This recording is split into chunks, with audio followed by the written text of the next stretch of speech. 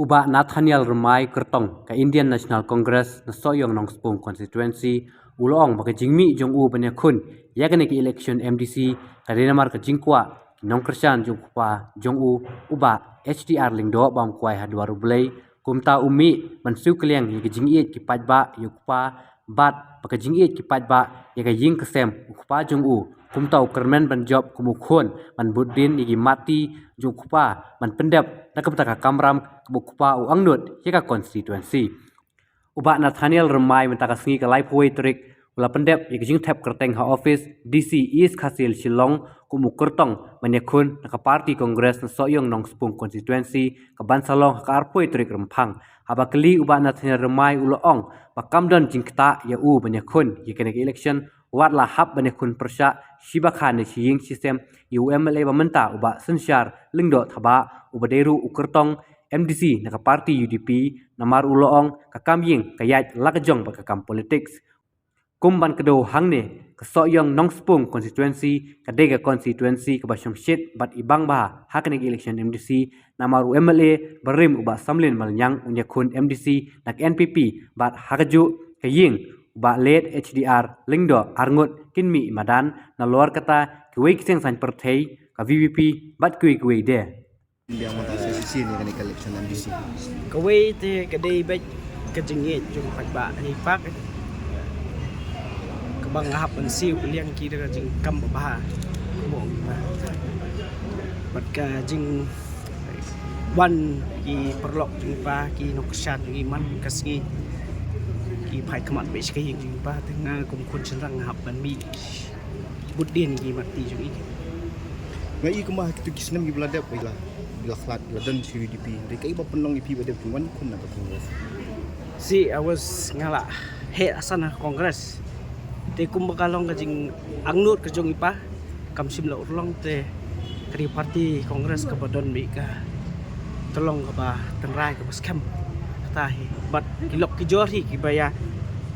ong badi ban rum Congress ki nong kersan ni ki Kumu samlarang ba atu PI. See, as a student of law is ever evolving. We don't come back pan gimla man sa kom ju mi hapan evolve lang bat kalau ko bat ka thei ke jing lo ka man ka pot ma ti ko tahi ini ban scam promote pan at the same time ban safeguard ke ya ka jing lo tapai ke jong ni Ti kum ki te ki ain trai gi ba PI kum samlarang ba man ta ba don kam hadis don se. si ka an ke de ka ban kam lut hi baro mo ka puar ka sebatai ngandel asyong ha kasuki ke ke bi don kam en le tan man keren lupa ka ban sawan ka jenja Usutu pi kun piru usutu pi kundu lok siang sisam atu ka kandon em ka jikta pada yapi. Si habai de berkata kami yang kami politics is politics nga kami iskaman kajing ketu kan kham ki perlok ki ba pai khamat skayen dah po ba kami keteng kami isu jonga hadin ki sami jong ki we de ngamla ban ong gi we mar ba in politics si